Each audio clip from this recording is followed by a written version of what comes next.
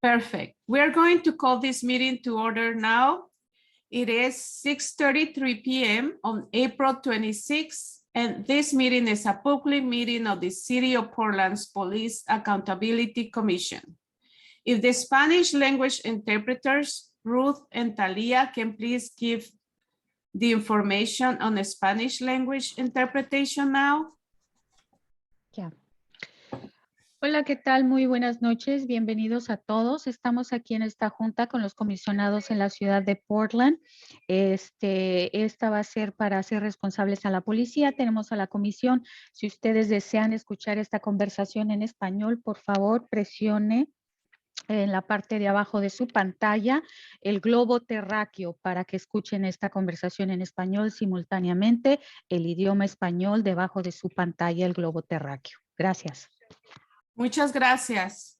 This meeting is a public meeting subject to Oregon state law and City of Portland administrative rules and will be recorded. Spanish language interpretation is available for this meeting. And when Derek give the instructions, and then to access this, please click on language interpretation on the Zoom meeting control as bottom of the screen and select Spanish. We have both Spanish language interpretation and ASL interpretation available through Zoom for today's meeting. The Zoom chat function is open. Chat transcript will be included in meeting records for this meeting. For questions, Zoom and Q&A function. For questions only, no comment. Not all questions will be answered. If answered, both questions and responses will be included in meeting records for this meeting. Other questions will be included in agenda planning for future PAC and subcommittee meetings.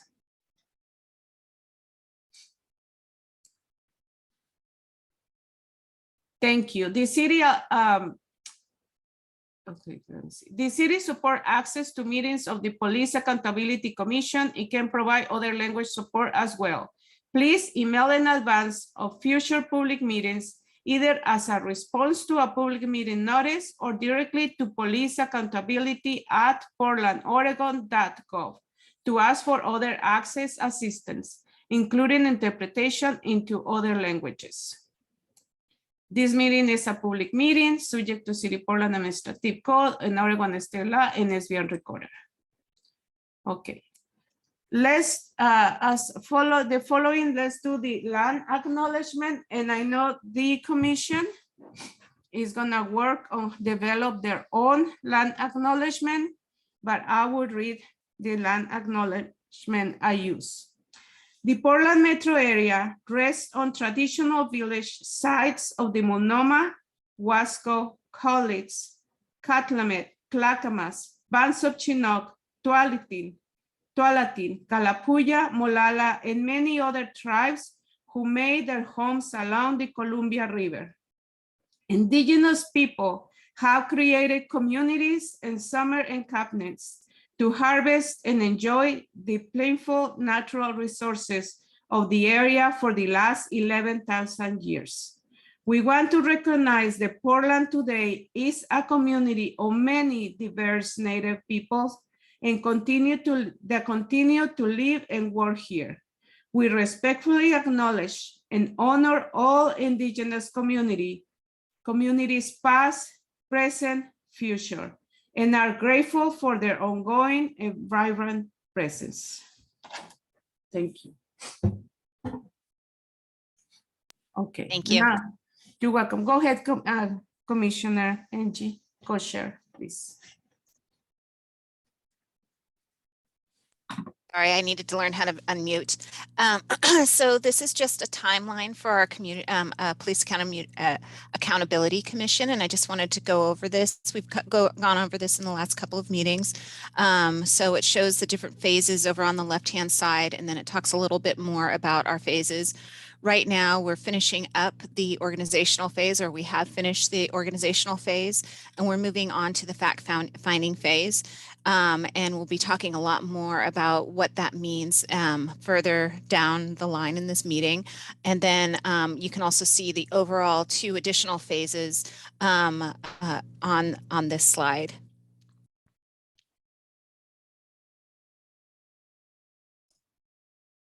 So as part of the organizational phase, the commission adopted the agendas and scope document that organized the rest of this work. That document defined the current phase as this current phase as the fact-finding phase.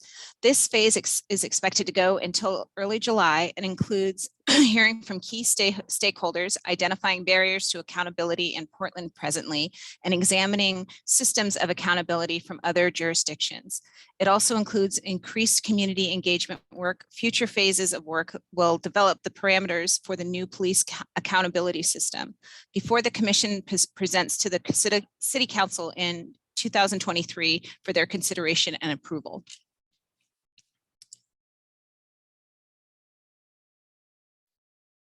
And then if you can move to the next slide, thank you. And Sophia, please let me know if I'm stealing any of your thunder right now. Today is the full commission meeting for April, including review of the work plan for the fact-finding phase, selection of co-chairs, and beginning to hear from City Council with a briefing with Commissioner Joanne Hardesty. On May 2nd, some outstanding internal conversations will be wrapped up with a full commission work session on internal processes. On May 5th, the commission will hold a private community building session, and then the work of the full commission and subcommittees on barriers, expert suggestions, research into other jurisdictions, accountability systems, and more will continue from early May to early July. The commission will give board feedback on a draft work plan later this meeting, which will be revised afterwards for use in scheduling future meetings.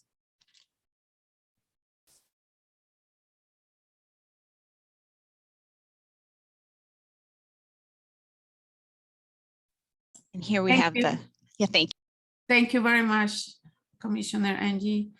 And I will give a couple minutes for the members of the commission to read the community agreements.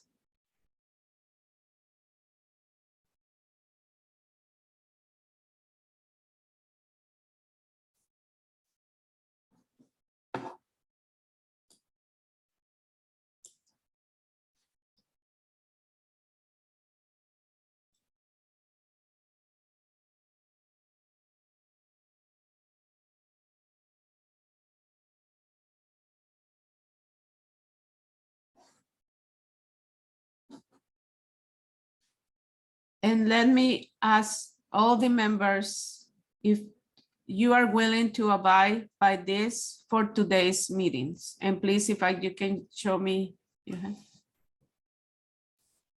Thank you very much. Now we're gonna review the overview of today's meeting, and now we'll pass it to the co-chairs. I will jump in again unless Sophia wants to, but I will go ahead and jump in. Today's meeting agenda includes a briefing from Commissioner Hardesty, which will include Q&A. Thank you very much, Commissioner Hardesty. Then we will take brief introductions from all commission members, followed by an equity training. After that, the commission will discuss more details of the structure for the fact-finding phase. Finally, members of the public will be invited to give verbal public comment toward the end of today's meeting. Thank you, Commissioner Angie. And now I will pass it to Samir, please. Yes, so we are joined by Commissioner Joanne Hardesty, the senior-most member of the City Council of the City of Portland. We invited Commissioner Hardesty pursuant to the agenda and scope document of the Police Accountability Commission, which was approved on March 31st, which included the commission agreeing to invite all 5 members of the city council to brief the commission during this phase of work, which runs again from now until early July, about their goals as a key stakeholder in this process for the police accountability system and oversight board that the commission is developing. Could dwell on that further, but I'll stop talking now to give as much time as possible to Commissioner Hardesty. There will be time for questions and answers at the end. Thank you for being here, and I'll pass you the floor, Commissioner.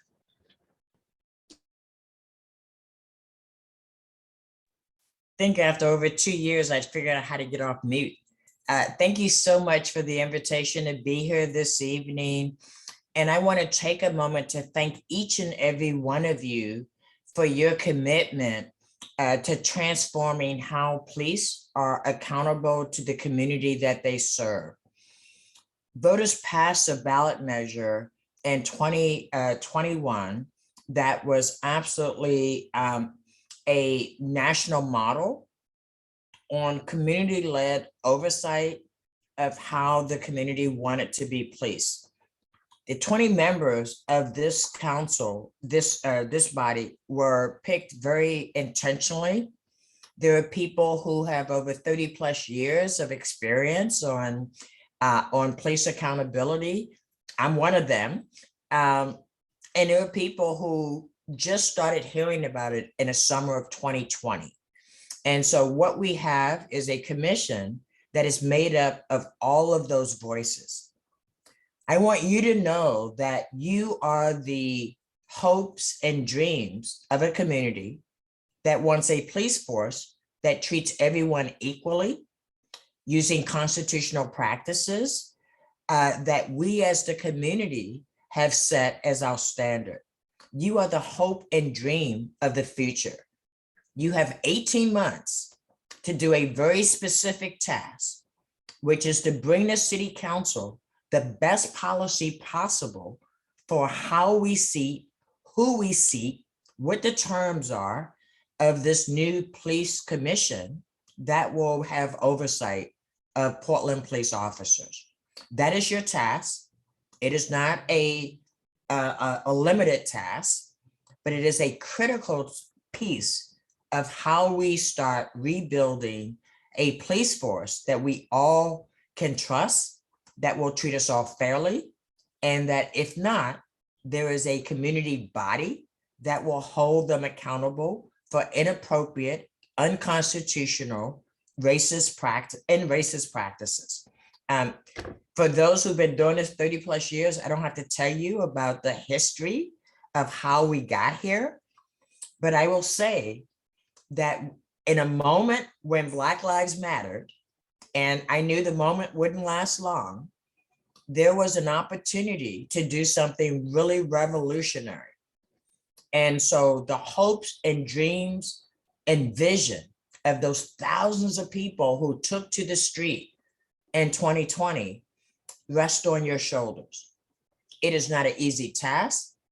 You will get pushback, but I know that the 20 people selected will be fair, will talk to all stakeholders, and will give us a policy, hopefully with a unanimous vote, that the city council will fully implement. And I don't want to pretend that your work isn't going to be scrutinized by every single corner of the city of Portland, because it will. But I have every confidence in each and every one of you that you will give us something that will make the city of Portland a model that will be duplicated all across the country. Before I stop talking, let me say the political winds have changed radically since the summer of 2020. And anybody that's paying attention knows that no one's actually talking about police reform or transformation or accountability, which is why, again, your job is so key. Just because it's not the political favor of the month doesn't mean that this isn't the most critical work that has to happen before we start recruiting people that we know will protect and serve us all. And so you have a huge task to do, and I don't want to minimize it. It is huge, and the pushback will be severe. That's why having you as a united team talking to everyone about this issue as you're developing your policy is absolutely critical. I will tell you personally, I was a part of the Albina Ministerial Alliance Coalition for Justice and Police Reform. Dan was there, Jason was there, Debbie was there. You know, this is not a new issue. It is systemic. But this has been the only time in my 30-some years that we have a pathway towards having an accountability system that the community will trust. And so I will stop there. I'm happy to answer any questions, but I just want you to know you have a 185-day clock, and the work that you need to do is urgent and it's necessary, and it has to be done in a way that is defendable because of all the pushback that has already started to come about people demanding a just police force that will protect and serve us all. So thank you. Questions?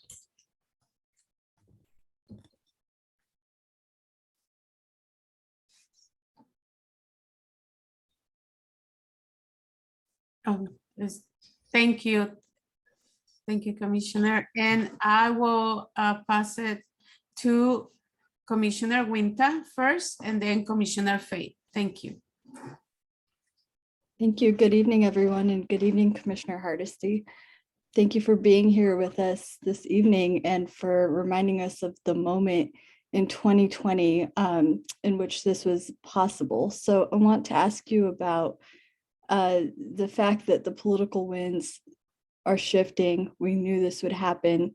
And you referenced the need to have recommendations that are defensible. So my question to you is really, what advice do you have to our group in terms of what to consider outside of delivering a unanimous recommendation that ensures that our recommendations will survive the political winds and be implemented by the City Council?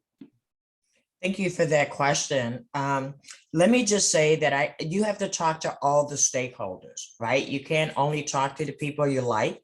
You have to talk to the people that think that you are evil people who are trying to undo a system that works just fine.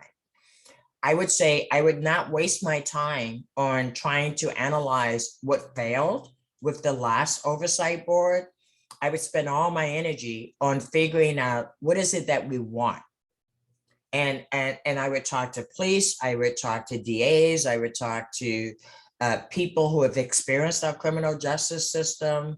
I would talk to service providers. I talk to small and large businesses, because I got to tell you, all of us want to feel safe. And we all want to feel that when we call 911, we're going to get the right first responder coming to the right incident at the right time. And almost nobody feels that way at this moment, right? And so I would say that whatever activist hat you have on, that hat should be at the door, and you are operating as a organism, an organism that is on a fact-finding mission. And I would say whatever your personal feelings are important to your deliberations, but not to how you engage with the community. It's important that every community is able to say they sought out our voice, they got our input. Now, with and you will weigh the input that you receive. But I want you to be able to say to the City Council, when you come, we talk to all the stakeholders, and we sought their input, and we talked to them where they are. We didn't make them jump through hoops to get to us. We went to them, we made it accessible, and we sought their input. That's all we can ask of you, right? That is the function that your commission should hold, right? So it's really important that, because it's easy to get into the weeds of things that actually are not relevant to what you're building. You are building something that has never existed. And so when you're building something new, you can look at the failures of the old one, but I would not waste a lot of energy on figuring out why. We know why it failed, because the systems were never accountable to the people they serve. So, I mean, we already, right? So we don't have to do a lot of unpacking of that. And so I would highly advise that this committee operate in a way that you're an organism, you are a connected group, and that if voices are coming out of this committee, it's based on whatever your bylaws say, who speaks on behalf of the committee. Because I suspect in this political environment, there will be folks trying to divide and conquer committee members. And so the more you can build a team of people who you agree that all 20 of you are in this together, and you have a timeline and you know what your work is, the better the outcome is going to be.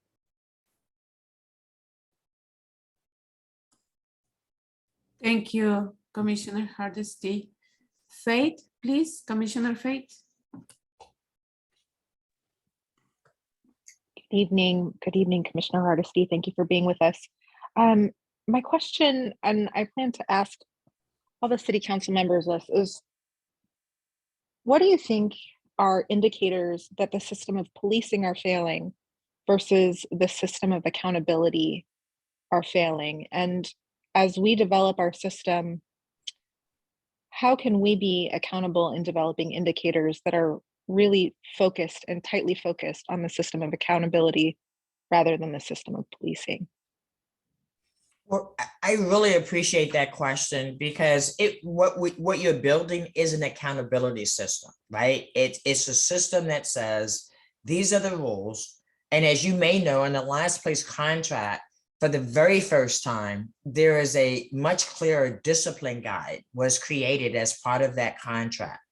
I also know that state legislatures working on a discipline guide, right? And so, so for the very first time, we're starting to put systems in place that actually says, if you do this, this is the outcome of you doing that, right? As you're building this new oversight board, this new accountability board, the legislature is moving in that direction, right? And again, we are the model. We had to pass a state law, you may remember, so that this board could operate, but we knew that when we put it on the ballot, right? So now the state is aligned that whatever this board's recommendations are, if adopted by the city council, then those recommendations are how this board will operate. And it is all about accountability, right? This is not, your job is not to fix what's broken in the police bureau. Your job is to fix the accountability system that's broken, right? It's like we're working on the other parts. And by the time your work is done, by the time we're seating this new commission, it is my hope that we fix some of the other problems, right? But you can't take them all on. The voters gave you a specific job to do. And that job is to create an accountability system that is fair, just, and transparent. Thank you, Commissioner Hardesty. Commissioner Sophia, please.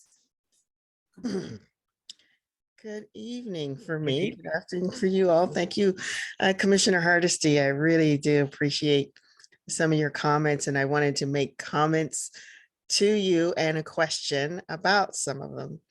As a co-chair of the commission, there were a couple things that you said that were really poignant to me. Is one is, for us to leave our hats of whatever organizations that we used to belong to. I know as human beings, it's hard to change hats. And as a co-chair, that's been something that I've been looking at, trying to instill in all of us that we are all here as citizens and not as people of whatever our organizations may have been. The other point that you made was, my mind just slipped me for a second. I'll just go back to that. So where I'm going with this as a co-chair, my question to you is, what advice would you give our co-chairs? We're going to be rotating out of co-chairs and trying to, I've done my best, and everyone's done a really great job when you get 20 people from 20 different places to just mesh. And I mean, it's not an easy task, but and you've done it during COVID, no less, right? So that makes it even harder, because you're lacking that a cohesion that you could create if you were meeting in person, right? Right. And hopefully we'll be able to do that soon, but that's really vital. And I hope that you have an opportunity before you're out taking public comments to really have a retreat as a team, right? To really do some team building, because it's important that, again, that you're a cohesive unit, because the scrutiny that you will be under, because I mean, people are already saying, right, it's like things are fine, like why are you like messing with police, right? In fact, we need many more, right? And so as the co-chairs, I think it's really the co-chair's job is to keep people focused, right? What is the mission? And you only have one mission, right? And how do you get to that mission, right? And how do you prioritize getting out to the right communities so that you are informing your decision making based on the communities that have been most impacted by policing, right? Doesn't mean you leave the other ones out. You still have to talk to them, but starting with those who've been most impacted, and then going to all the folks who think everything's fine. So I would say, as people try to get you off track, just remind people. And one of the tools that I used to use, because my small business was facilitation, was to have a clock.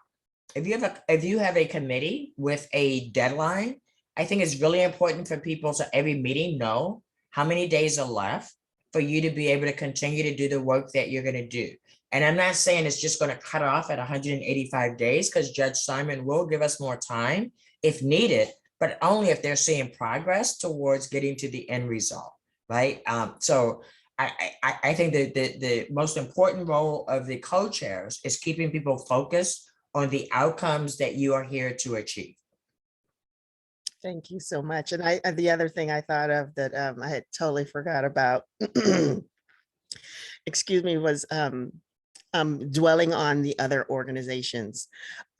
We hear that a lot, what other people did, and I could think that I agree with you. I just wanted to reiterate that it can be damaging for us to do that, and to think of us as an independent group. We're doing something very brand new, to think outside of the box. And so I'm just thanking you for those comments. Thank you. They were very poignant, and I'm looking forward to working with the rest of you all in the future. Thank you.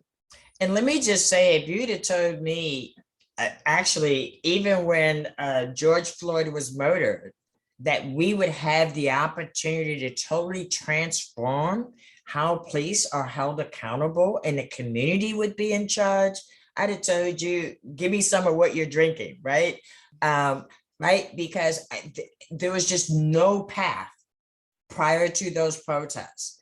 But again, this was a proposal that came out of the last IPAC, the Independent Police Advisory Committee, that Dan Handelman and Debbie Iona and Jason Renault and I served on before IPR was formed, right? And this came out of Vera Katz. So, I'm talking a couple of decades ago.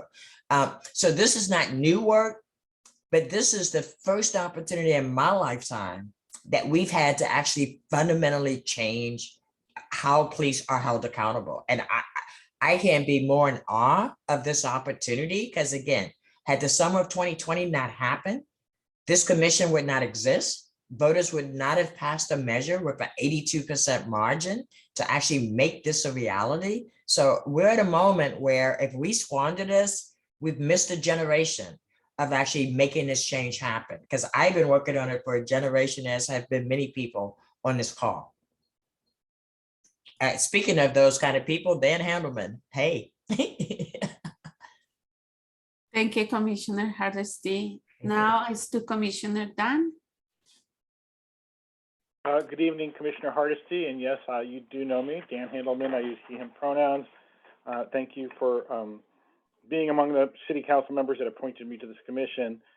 One of the things that you addressed a little bit was how to stop this from being dismantled. One of the things that you did in introducing this, the new board, was to put it in the city charter. So that means that it can't be undone by the city council. It has to be undone by the vote of the people. So we're already got a leg up in that sense, and that's a good thing.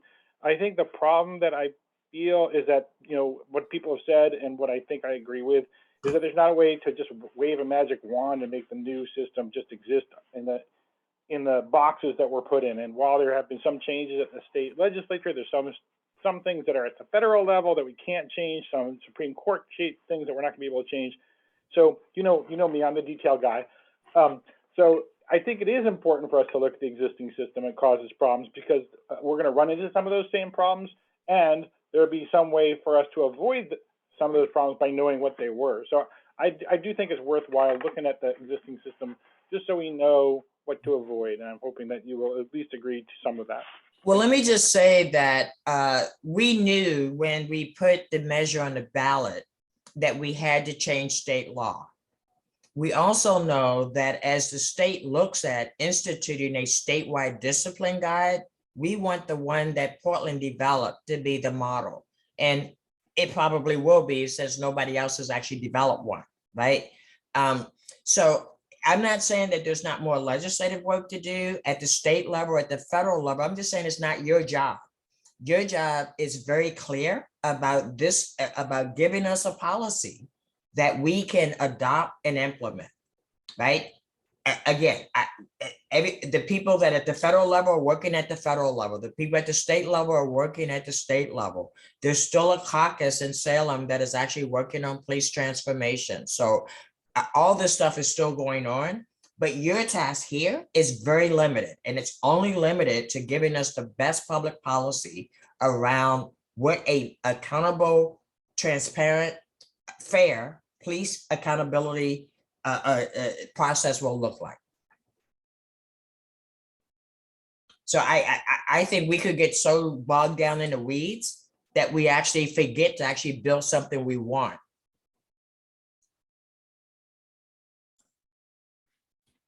Thank you, Commissioner Hardesty. And there is any other member of the commission that would like to make a comment or ask a question?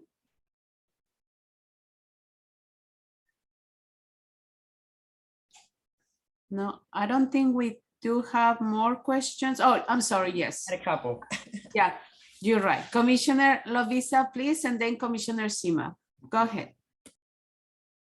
Thank you so much. Thank you, Commissioner Hardesty, for being here. Yeah, I'm like, would love to ask you so many questions, but I think you've brought up a lot of really important points. In particular, you mentioned the point of talking to all stakeholders and the importance of making sure, especially when we come to the council, that we have talked to all the stakeholders and we've solicited opinions, and that includes from people who disagree with us, and that includes some members of law enforcement, some sectors of law enforcement.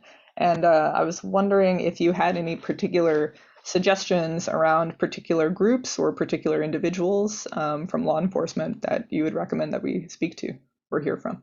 Well, I would reach out to the leadership, Chief Lavelle and Deputy Chief Fromm. I found Deputy Chief Fromm really straightforward, and I think you will find a welcome.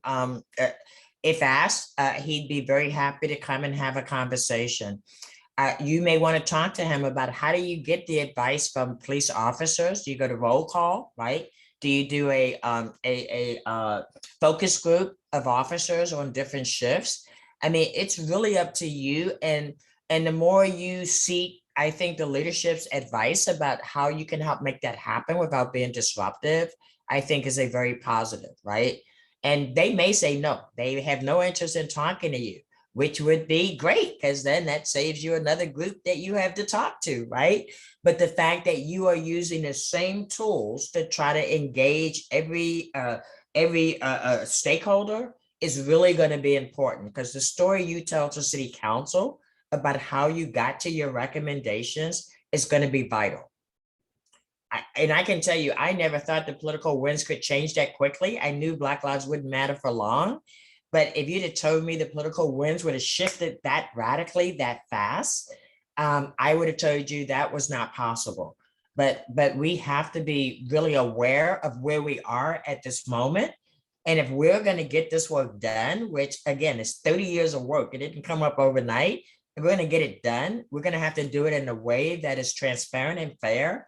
And and people will still take pot shots, but you'll have all the data that shows that you did all you could to engage every stakeholder. And that's going to be what's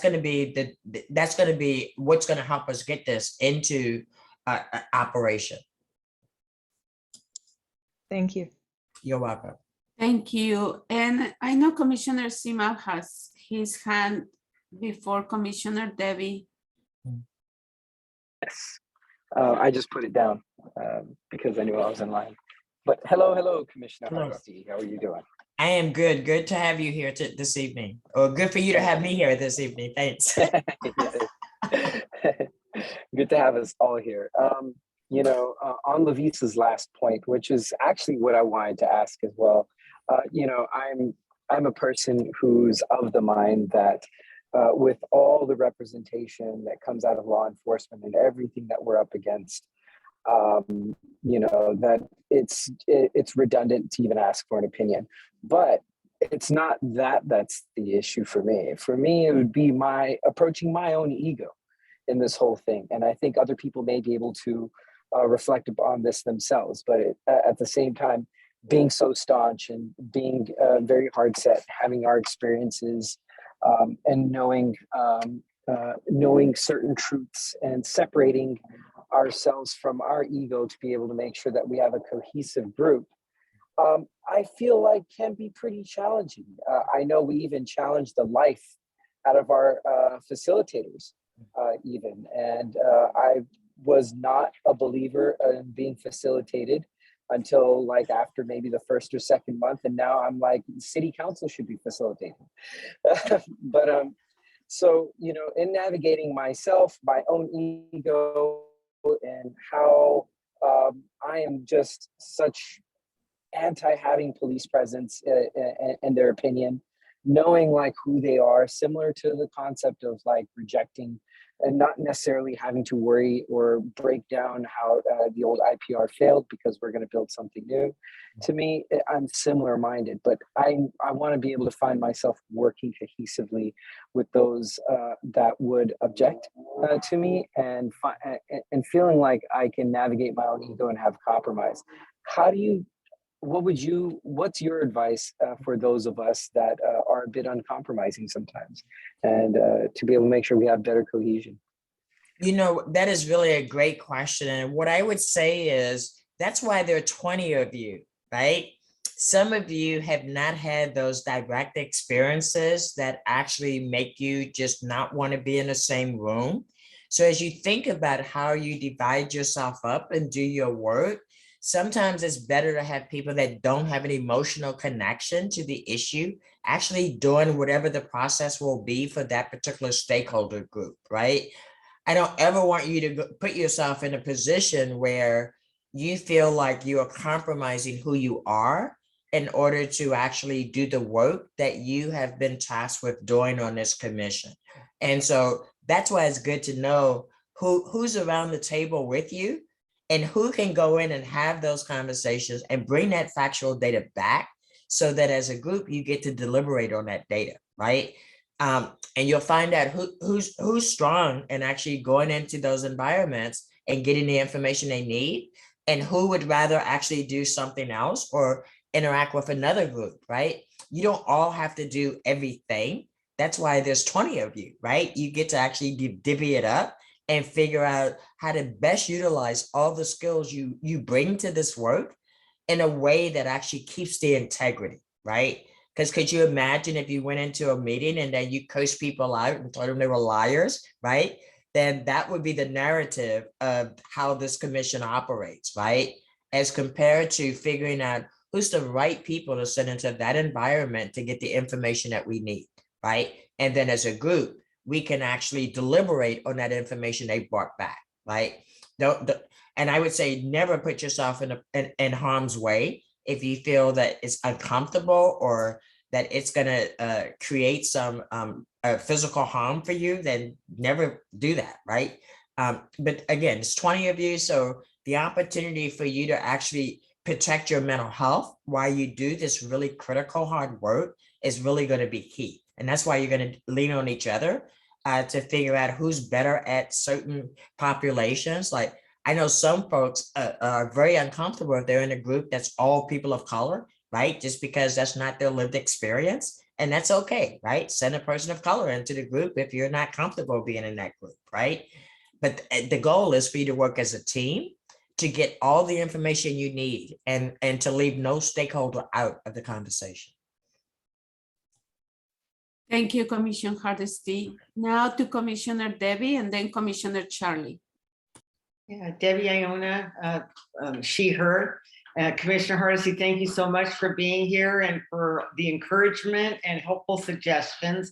I was just wondering, I know during the development of this ballot measure, Oakland, California's system was being used as an example. Do you know of any other cities besides Oakland that have a system that will be as empowered as ours will be when it's implemented?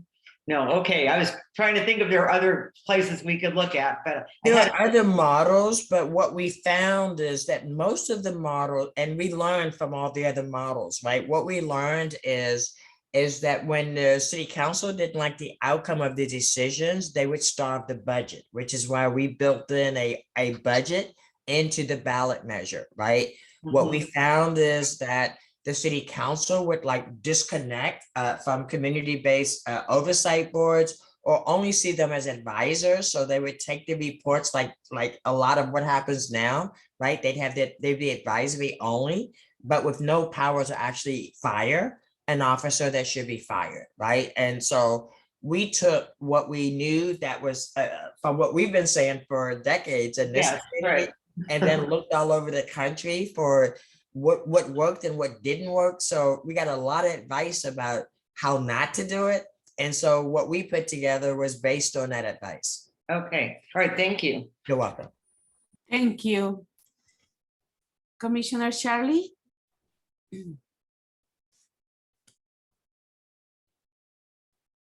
You're still on mute, Commissioner Charlie.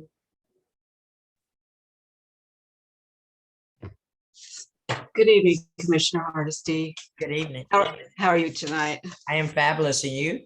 Great. I'm hanging in here.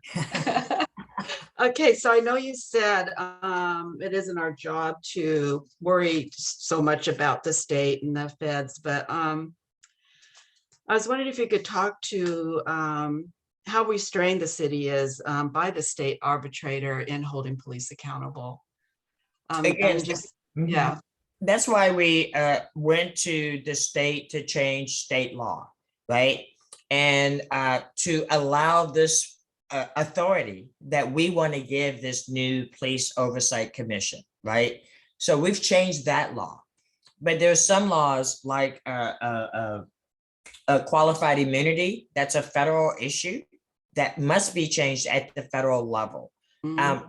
There are other changes that will be taking place at the state level, and every legislative session, the city council has a legislative agenda around fixing some of the issues around policing, right?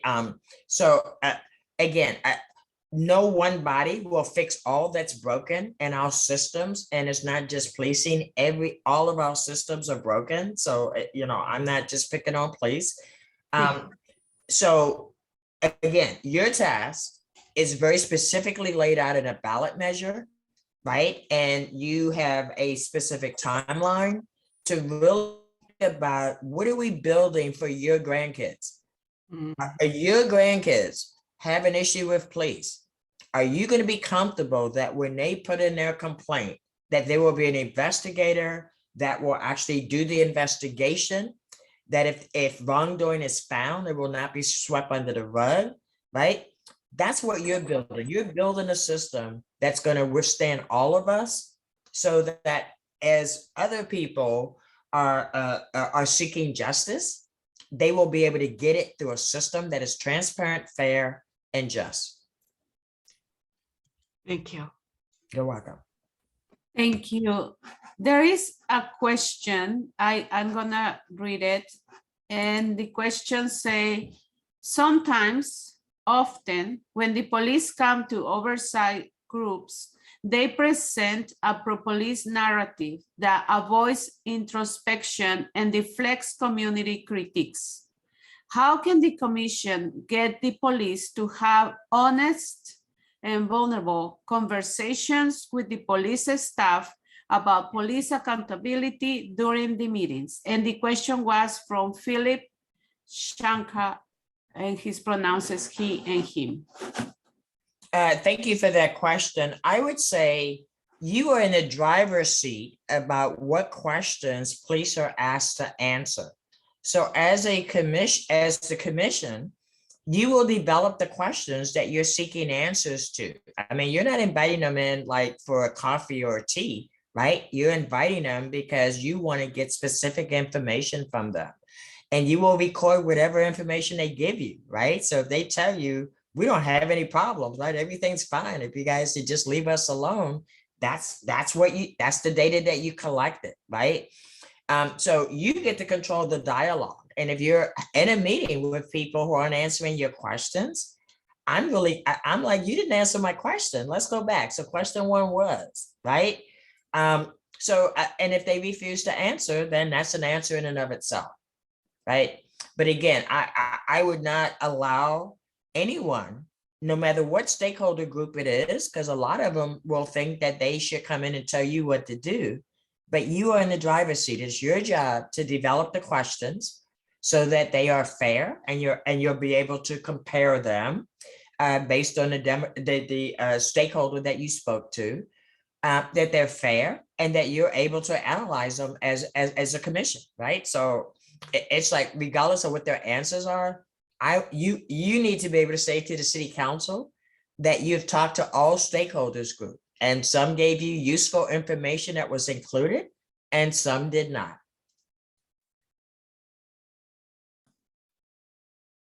Thank you. Commissioner Hardesty, it has been a great pleasure and honor to have you here. We know definitely you have inspired all of us and our whole community, and it is a treasure, definitely, to have you. It's a gift, and we value that.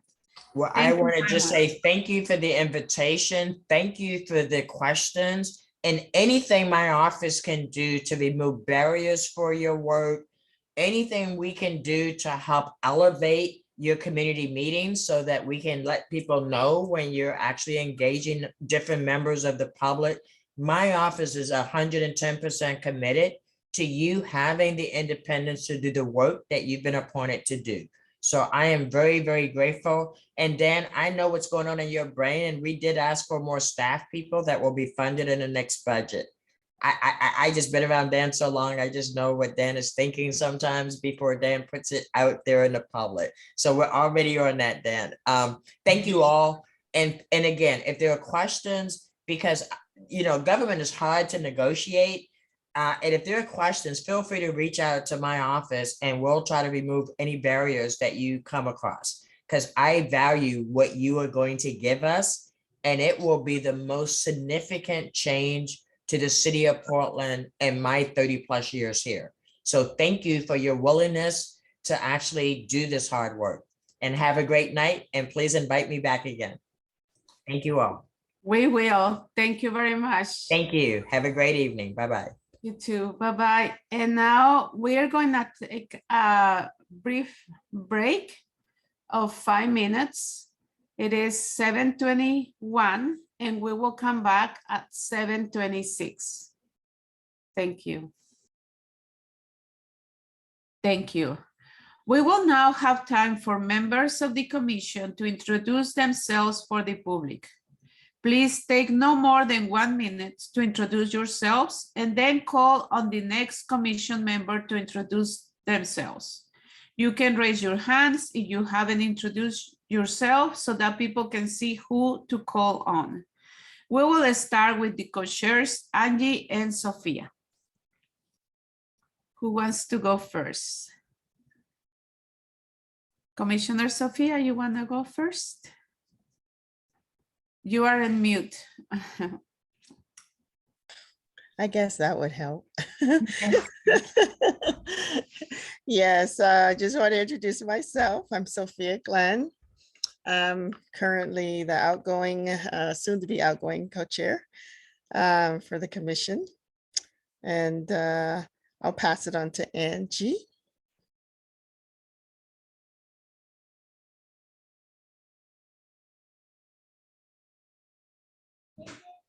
Okay, well, I won't pass it on to Gingy. I will pass it on to Lavisa. Sure. Hi, I'm Lavisa Lloyd. I use she and her pronouns, and I was a co-chair of the bylaws subcommittee in the organizational phase. And I will pass it on to Winta. Good evening, everyone. I'm Winta. I use she, her pronouns, and I will pass it on to Eric. Good evening, everyone. I'm Eric Hunter, CEO of Care Oregon. I use he, him pronouns. I will pass it on to Debbie. I'm Debbie Iona, she, her, and I'll pass it on to Faith. Good evening, everyone. My name is Faith Aiken. I use she, her pronouns. I left my computer at work, so I'm on my phone and maybe off video, but I am here and listening, and I will pass it to Jason.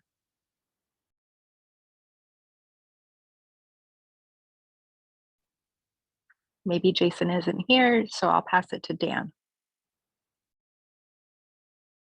Oh, thank you. I think Commissioner Renaud is here, but this is Dan Handelman. I am a member of the commission. I use he, him pronouns. I'm also a member of the group Portland Cop Watch, which continues to exist after 30 years. We're still going. And I'm on the steering committee of the Albina Ministerial Alliance Coalition for Justice and Police Reform, a group that Commissioner Hardesty name-checked before. I just, while I have a second here, want to remind everybody the bylaws say that the co-chairs don't have to rotate out. They don't, you know, the group doesn't want them to, or if they're willing to continue serving according to what we decided. So I was going to call on CMOB, but he is no longer here. So I'm going to call on Commissioner Charlie instead. CMOB is still here. Yes, CMOB, Commissioner CMOB is here. Well, then you pick who goes.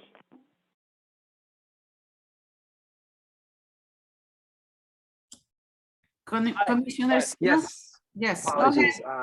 I'm actually out with community right now for Ramadan. Yes, my name is Simab Husseini. I'm a community organizer focused on Muslim, immigrant, refugee, asylee communities. And yeah, current commissioner. I will pass the mic on to, is Angie still around? Yes, I am here. I am Angie Tomlinson, the co-chair of the of this commission right now for tonight, at least. And I use she, her pronouns, and on this commission, I represent overpoliced communities, and I find this work very fulfilling, and I'm very passionate about it, like everybody else. And I would like to pass the mic to Charlie, who was supposed to go before me anyway. So I'm sorry to step in, Charlie. It's all good. I'm Charlie Wesley, she, her pronouns. I am here because of my extensive life experience with police, what's the right word? Activities that have harmed our communities. And I work with community members in addiction, mental health. I work around mutual aid and activism. And so I bring that experience to the commission. Thank you, Commissioner Charlie. Who do you want to pass it to? Let's see, Connie. Connie. Thank you. Mm-hmm. Hi, I'm Connie Wan. I use she, her pronouns, and I will pass it on to Monica. Hi there. This is Monica Arce. I use she, her pronouns as well. I work as a healthcare provider. I'm a nurse midwife at Virginia Garcia. And I am here because my patients and myself am part of a community that I would consider over-policed, and happy to be in this commission doing this great work. And I will pass it on to Jason.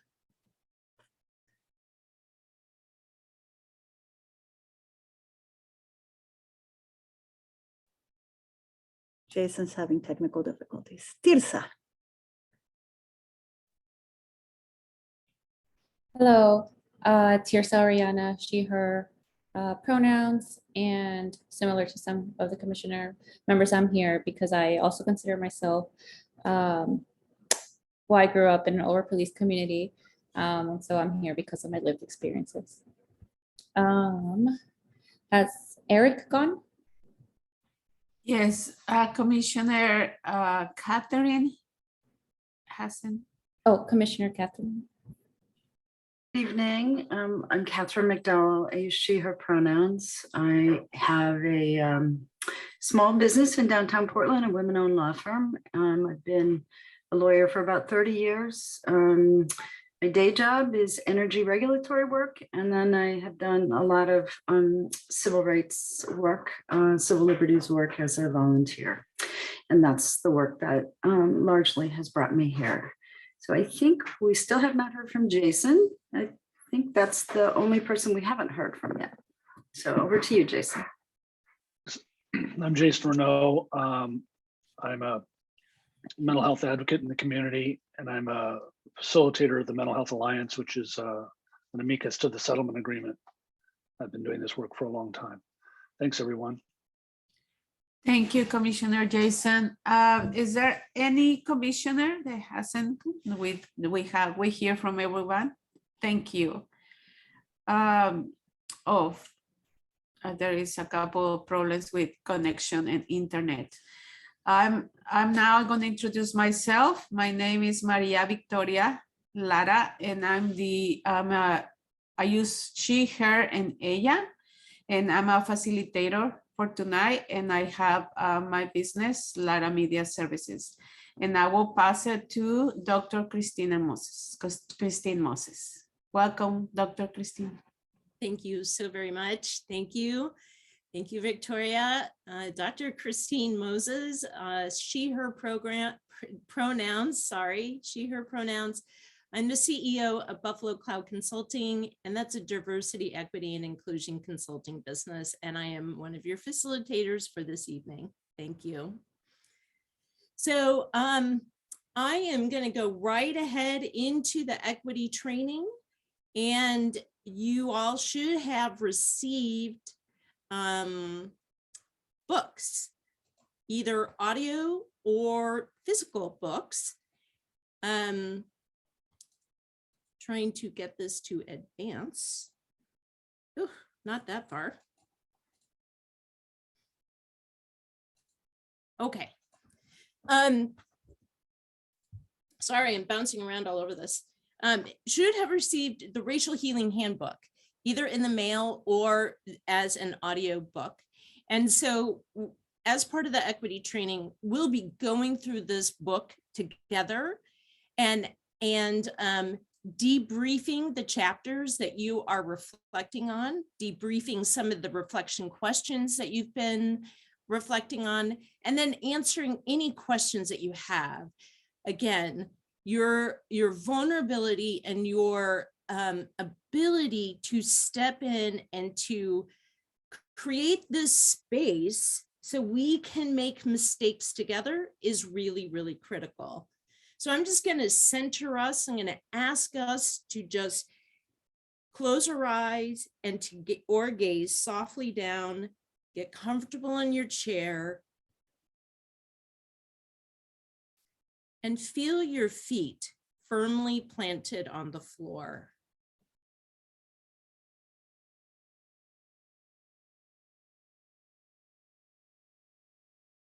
Listen to your heartbeat.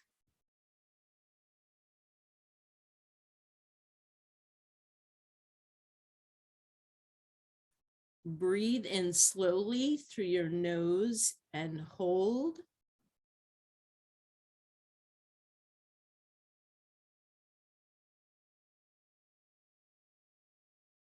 And breathe out your mouth.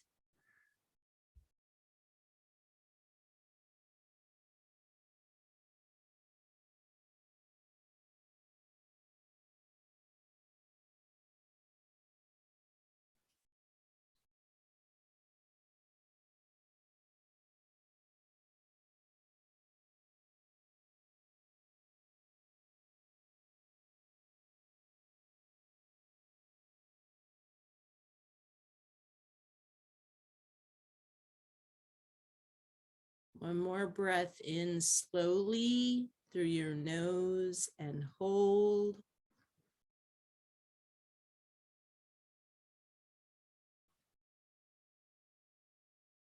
And breathe out your mouth.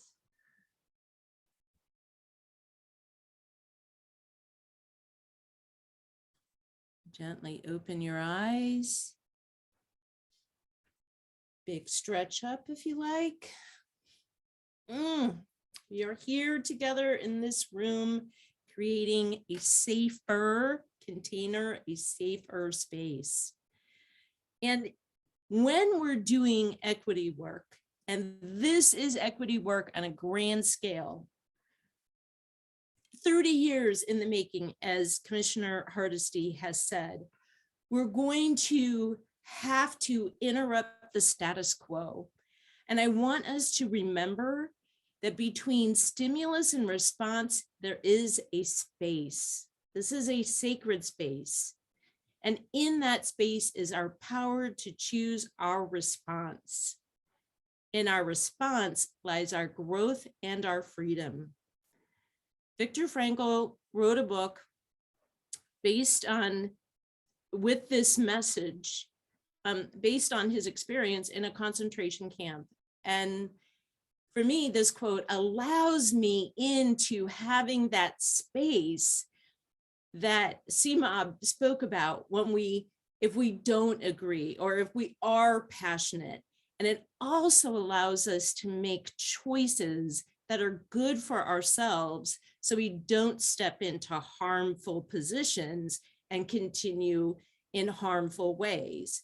And so I'm just calling attention to this incredibly powerful space between stimulus and response. I'm going to ask you to remember to breathe because we're going to go into some definitions this evening. So I would like someone, please, to volunteer to read this definition of what race is. Connie, thank you so much. Commissioner Connie. Race, a socially constructed racial hierarchy that privileges white people, rooted in eugenics based on physical traits that have negative or positive characteristics associated with that race, refers to the color of one's skin. Race is weaponized and used as a tool of the divide and conquer strategy. Thank you so much, Commissioner. If you don't mind, is there new information in this definition of race for you, or is this something that you're familiar with personally? I'm familiar with this personally. Very good. Would anybody volunteer to talk about if there's new information in this definition for you?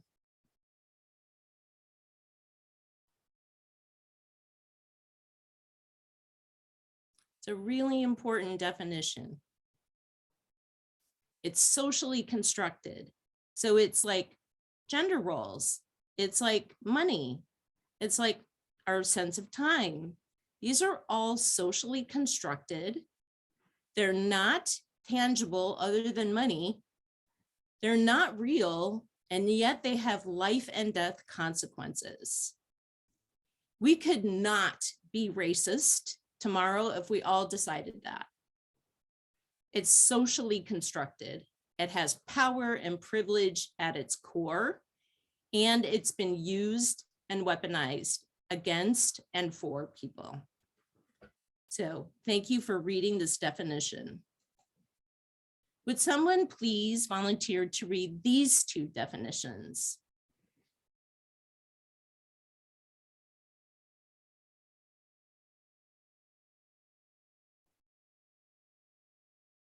Yes, Commissioner Monica. Sure. Ethnicity, cultural expression of specific group identification, language, accent, religion, dress, food, etc. Nationality, the legal sense of belonging to a specific political nation, state, citizenship. And how are these different than race? I just want us to make sure that we understand that race is different from ethnicity, that's different from nationality. Is this clear? Yeah. Good. Beautiful. So we don't get these mixed up because it can kind of blend. So thank you so much for reading, Commissioner. Appreciate that. And then our next one, racial identity. Again, a social construct that generally refers to a group that is thought to share a racial heritage. That is the definition that Annalise Singh gave in the book. And so I would like to have a brief conversation around these definitions and around what you read in the book. For me, on page 23, one of the most important pages in here for me was the racial identity development Hoffman integrated model. And this is just one model. There are many models. But for me, I could see as a biracial Black woman, when I started out, when I was a little person, I did conformity really well. And then in college, I was confused. And again, I was raised by white parents. And so I'm going to have even some more confusion being born in 1962. I went through an immersion process and I was really disillusioned and very angry, and then had to come through an immersion process and internalize a really complex identity. And I hope to be integrative awareness. I hope I am taking action, but I'll tell you, I will circle back into being confused and angry and sometimes go back into conformity. This is not a straight line and it's not a stair step. It could be a circle. It could be a round kind of swirling thing that people go through. And so I'm wondering, some of those reflection questions in the book were around your earliest memories of what your racial identity was, who you thought you were, versus what your childhood friends or your family or that experience in school told you you were. Would love to stop sharing and invite us in to hear what your thoughts are about this reflective process in the book and what you're learning so far. Yes, Angie.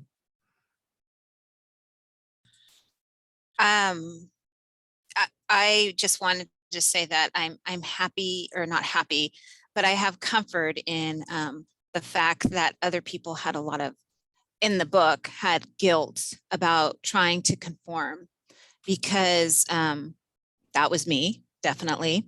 My mother was white and my father was killed when I was 3. And so I didn't have that, any of that cultural piece of it, but I definitely was a lot darker than my siblings and my mom. And so I always all I wanted to be was white when I was a kid. And I hate saying that out loud. It's a horrible thing to say, but I had a lot of comfort from hearing that from the other people in the book. book, because I've always had a lot of guilt about that. So thank you for proposing this book and letting me feel like, you know, what it is to be a human child, right? Anyway.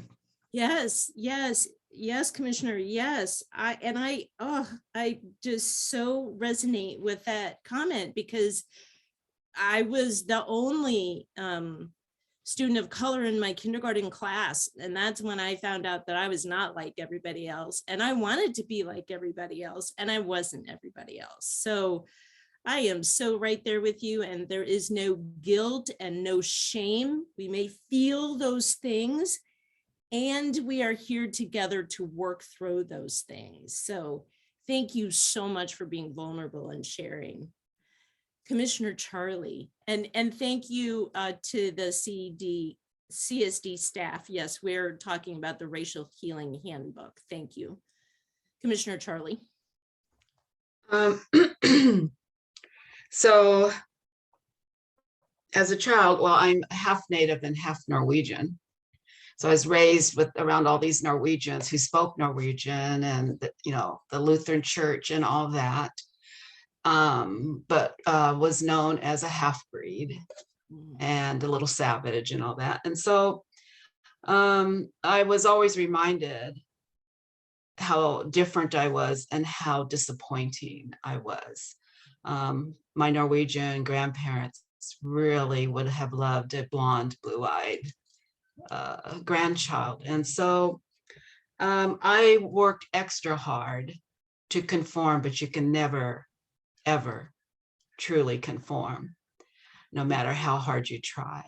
And so there's always this kind of self-hatred for being who you are, and trying to get this acceptance, and then, you know, just going through all this. I love that. I mean, how it circles back all the time. Like, no matter how I try to get away from that, it still pops up all too often of trying to conform again. And if only I'm kinder, nicer, somehow figure out how to fit in, but ultimately really just wanting to be me with what you see and be accepted. So yeah. Yeah. All of that, right? Right. And it sets your tone for the rest of your life. You feel, I'm going to speak in I statements. I will speak in my I statements that I have written on my window. I am enough. I have to look at that every day to remind myself that I am enough, because I internalized the not enoughness. Yes. So yes, thank you, Charlie, for helping all of us understand how we, I'm going to say I long to be part of the in-group, and I will never be that. I will never be part. Yep, thank you. Thank you. So I'm going to ask our white colleagues, when did you first notice your race?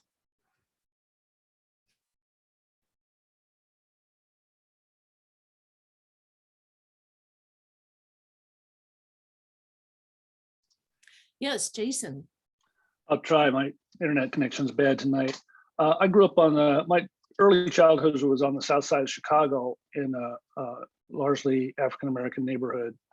And I was confused by white people.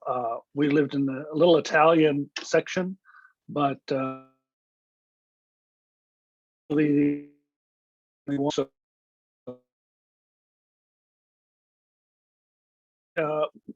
are all the people? Where are all the people? It was confusing to me early on. And seems a very long time ago. Mm-hmm. Thank you so much for sharing. I really appreciate that. Any other shares?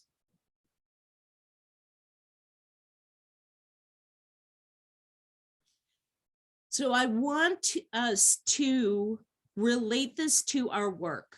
Why is our why are our identities important to recognize in this work that we are doing to create this commission? Why is this important?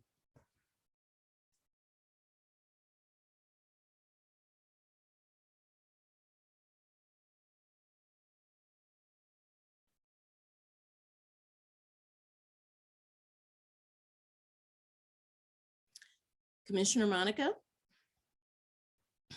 I guess the first thing that comes to mind is that as a police accountability commission, the police is designed to work with people of all backgrounds and all, races and all colors, shapes, and sizes. And I think part of the Police Accountability Commission is to make sure that information informs the work we do. And, our commission is a very diverse commission, which is part of what the purpose of that was. Also, I think the police have been part of a system of white supremacy in our society. And so it's really, really crucially important in that respect. And in fact, I think that is the most important part, to recognize that the police force has been part of a system of white supremacy, right? Yeah, the history of our police force is out of catching slaves. Yeah. That's where the police come from. And so, yeah, and that's state sanctioned terrorism. So it's hard to move that from one place to another. And we just need to recognize the origins of police in order then to be able to create something different, which is what you're charged with. So thank you so much for that. Commissioner Sima. Yes, Dr. Moses, you took the words right out of my mouth. We're here because we want to address the racism and the history rooted in racist policing. Policing is birthed from slave patrols, and the new Jim Crow afforded policing to be built from these slave patrols. And we are dealing with a system that has never been apologetic about its roots, and it's advanced its stages in modern ways to be able to continue policing Black communities and at a disproportionate rate beyond their existence. This is specifically what we're really here for. We're address all the inequities that come with it, including the killing of people who are suffering from mental health conditions and issues and trauma. And instead of being out there saving lives, this has been a system that's been built on building a prison pipeline system. So if we're not here to deconstruct this, we're at least going to hold it accountable while it's up. Beautiful. Thank you so much for that clarity. So appreciate that. Commissioner Charlie. Well, I think the importance of the diversity of our commission, including what I bring, is it goes back before the policing and colonialism, how we were equally treated basically the same, with genocide and being thought of as less than, and with same results from, let's say 1492. And so there's not only my lifetime of, and I use the word excessive because it is excessive experience with abusive and harmful policing, not just to me, my family, but in my communities that I lived in. But for centuries, that same type of superior mindset that kept us being abused and up to including murders. So it's important that people that are on this commission be able to recognize that racism in this system and have from what I say is witnessing it, witnessing it, being a target of it, and being a victim of it. Because if you haven't, it's, you know, it still gets sugar-coated. Thank you so much, Commissioner Charlie. Deep, deep, deep, important perspectives here. You have deep knowledge and deep perspectives. Commissioner Lavisa and then Commissioner Sophia.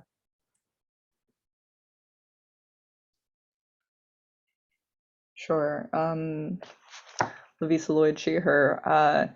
In the other book that we were given, My Grandmother's Hands, the author makes some really great points about how each group, he's sort of talking to three groups, people of color, white people, and police officers and law enforcement officers. And he makes a really great point in that book that every one of these groups has trauma and has racialized trauma. So just recognizing that, you know, of course, people of color have racialized trauma, but that white people also have trauma around race, and that police officers and law enforcement officers also carry this type of trauma in their body. So just recognizing that. Thank you so much, Commissioner. That is absolutely right. There's different forms of trauma, and as just a regular citizen, we are all traumatized by white supremacy culture, and then it layers on. And so deeply appreciate that. Thank you so much. Yes. And then Commissioner Sophia.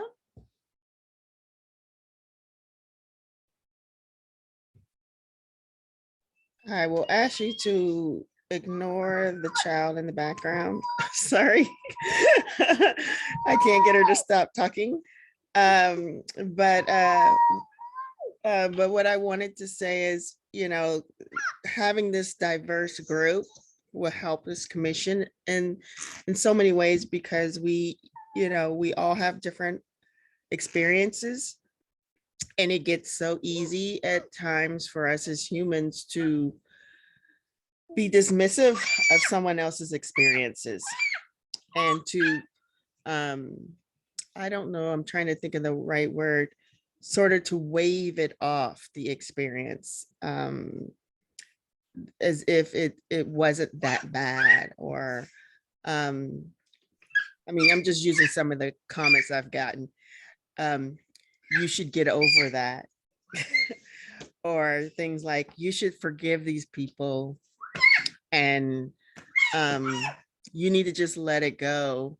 And that's not why we're here, because that's what has happened for so long. And it is very difficult to open up your mind to the gravity and the complexity of racism, and to know that it is experienced very differently from different people.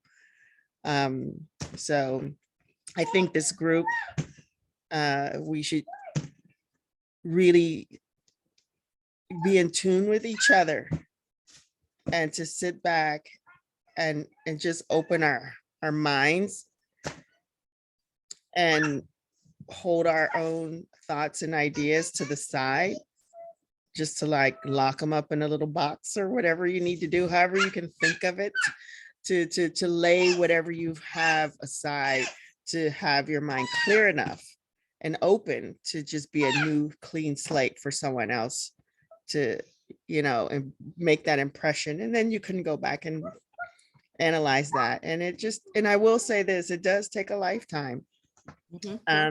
Yes. You know, I know a lot of people feel that they should be over things quicker, or they should have experienced that more, they should have learned something, and it's all in time.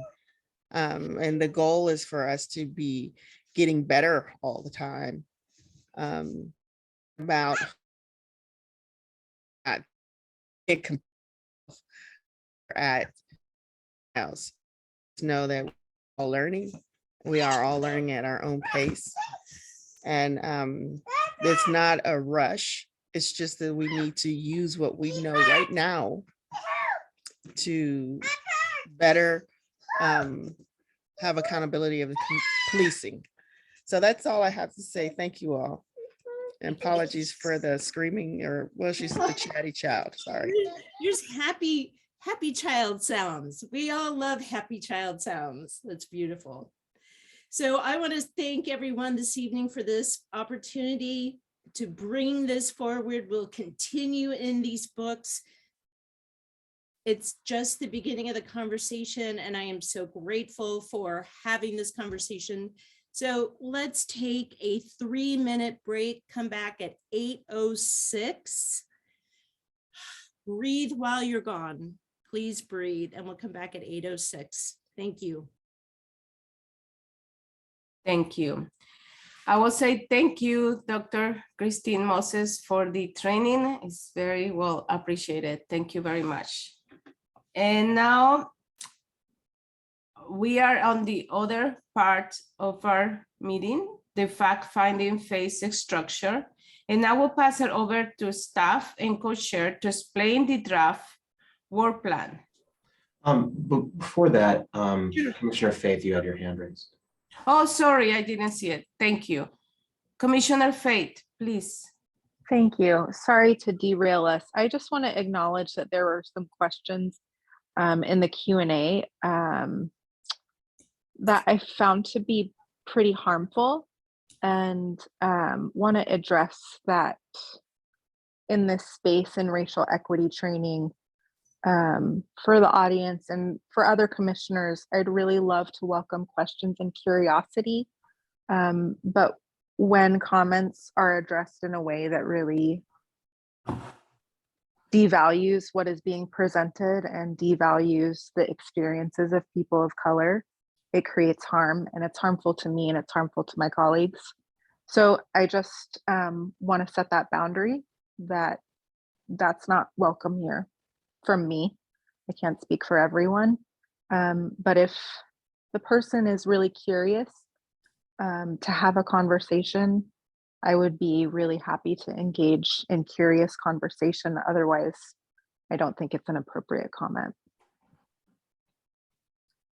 Thank you, Commissioner Faith. Thank you very much. We appreciate it. Thank you. Now, I will pass it. Is there any other comment about this? Any question before I pass it to staff and the co-chairs? No? Okay, thank you. Go ahead. I don't know if it's Samir or Sophia or Angie. Thank you. Go ahead. Yeah, so this is an opportunity for members of the commission to give broad feedback on a draft work plan developed by current co-chairs and staff for the commission. It's not final, and incoming co-chairs will be selected later in today's meeting will help review feedback received today. So no decisions will be made on this at today's meeting, but it's designed to kind of illustrate the flow for the rest of the conversations. That'll happen a little later. There's 2 discussion questions. And also there are some dates cited here that are examples. Schedules are in process, but not yet finalized. You can advance to the next slide, please.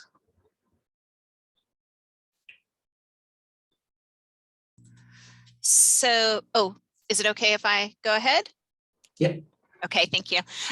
This slide was shared earlier today, and it gives the overall plan for the commission's work. More detail on the full 18-month timeline. How many days did Commissioner Hardesty say? 185 days? More detail on the 185-day timeline is in the agenda and scope document on the Commission's website under key documents. If you could advance to the next slide, please. Thank you.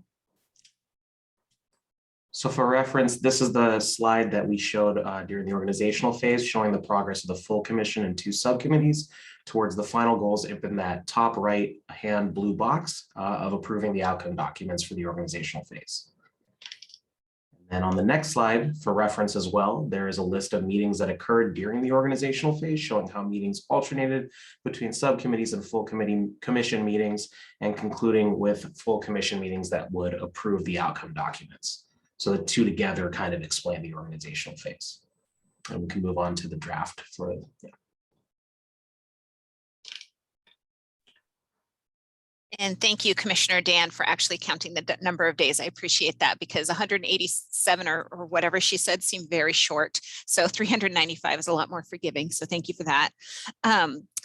So this is the first draft. Am I in the right place? Are we supposed to advance to the next slide? I think. Hold on one moment. No, you're good. I am. Okay, thank you. This is the first draft of a work plan for the fact-finding phase, which will be revised by co-chairs after getting some feedback today. The top right box, which includes approving areas of agreement on barriers, best practices from other jurisdictions, and suggestions from experts, and also includes possibly creating a list of definitions or suggested amendments to the charter, is the main purpose of the phase.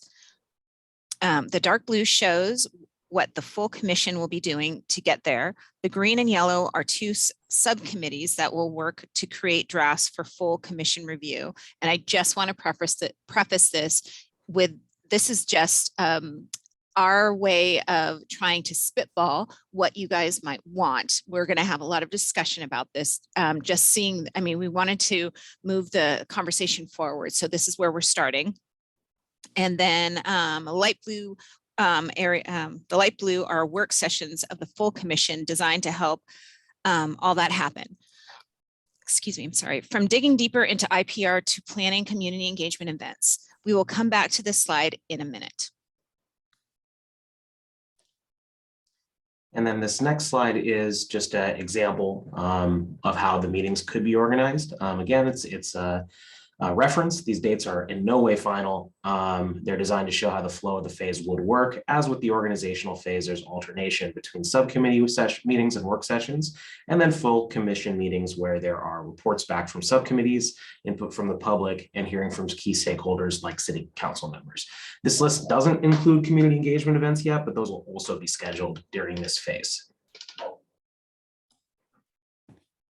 Thank you.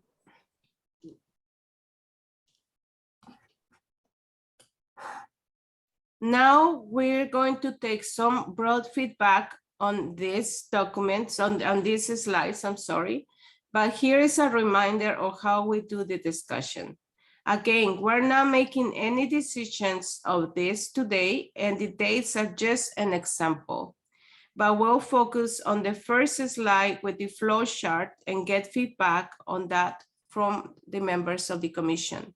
And remember, in the discussions, be brief. Anyone can speak multiple times, but should take no more than 2 minutes each time they speak. Be facilitated. Raise hands on Zoom and allow the facilitator to call on people in a way that promotes conversation, keeps things moving, and allows everyone to speak. And be constructive. Look forward and discuss how to make the commission's work more successful in the future with on each question. And the discussion is an open one. Members can speak any number of times. Please, okay, we already said. Finally, please be forward-looking in your comments. Okay, go back to slide 24. And if I please can hear from commissioners about this flow, any idea, any comments or questions, we can start now.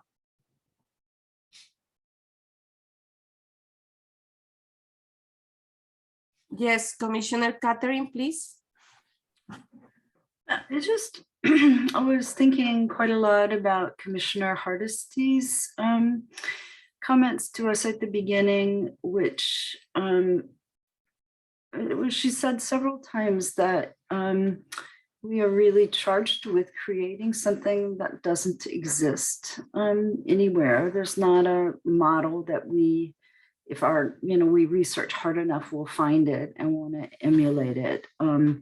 So that, that really gets into the imagining where we want to go, some creative processes. And I guess I just want to be sure that the subcommittee on best practices, which I think is maybe where this would be, is not just looking at other models to emulate, but is also allowing themselves enough leeway to think creatively about if it doesn't exist, what can we create that might most effectively address the concerns that we all have. Thank you. Thank you, Commissioner. Anybody else? You have any questions or comments? Yes, Commissioner Debbie, please. I'm just glad to see that there's thought about breaking this up. I mean, and Commissioner Hardesty obviously made that suggestion as well. So I think we're all pretty aware that we could spend tons of time thinking about all sorts of things, but if we have smaller groups of us focusing in on certain areas and then sharing back, I think that'll be a good use of our time rather than trying to have all of us do everything. Yes, thank you, Commissioner Debbie, and that's the subcommittees. That's why are very important. Thank you. Additional comments?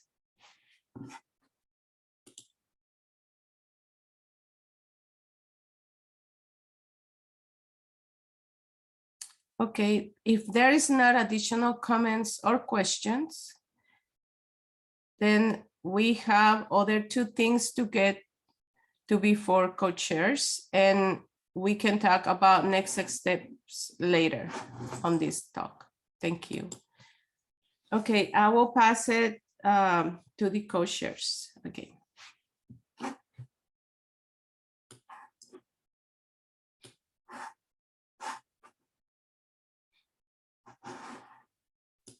Sorry, I was on mute. As there are, I'm so sorry. We are is this the, am I? Oh, do you know what? Thank I'm you. very sorry, Commissioner. No, I just wanted to make sure that I wasn't talking about something out of turn. Yes, I think we are moving on to talk about the candidates for the 3 co-chair positions. Is that where I'm going right now? Is that okay? Are we talking about the fact finding? We're going to, yes, we have other discussion, and we'll now discuss some specific questions about how to take the agenda and scope document for the fact finding phase and make it more specific. Again, we follow our normal discussion process. And the question is there an order desire for who to hear from within the fact finding phase list? And at the slides, we have a couple of examples. For example, which groups identify in the agenda and scope document as stakeholders the PAC wants to hear from during this phase? Will members prefer to come earlier or later? Examples: PPB, PPA, other law enforcement experts, or AMICI to the settlement agreement, DOG, public bargaining expert, IPR, CRC, IA, PRBS, other jurisdictions, outside experts. And these are just examples, but the question is, which groups do you, is ordered to hear, that you would like to hear from? And you can mention and listed names, who should they be earlier or later? What do you think?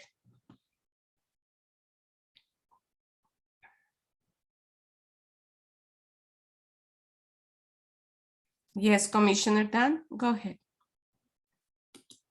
Well, I mean, I know Commissioner Hardesty disagrees with me, but I feel like the very first thing we should do is understand how the system currently works. And I think that will give us some ideas of how we want to design the new system. I don't think that it's mutually exclusive to examine the current system and to think outside the box to create a new one.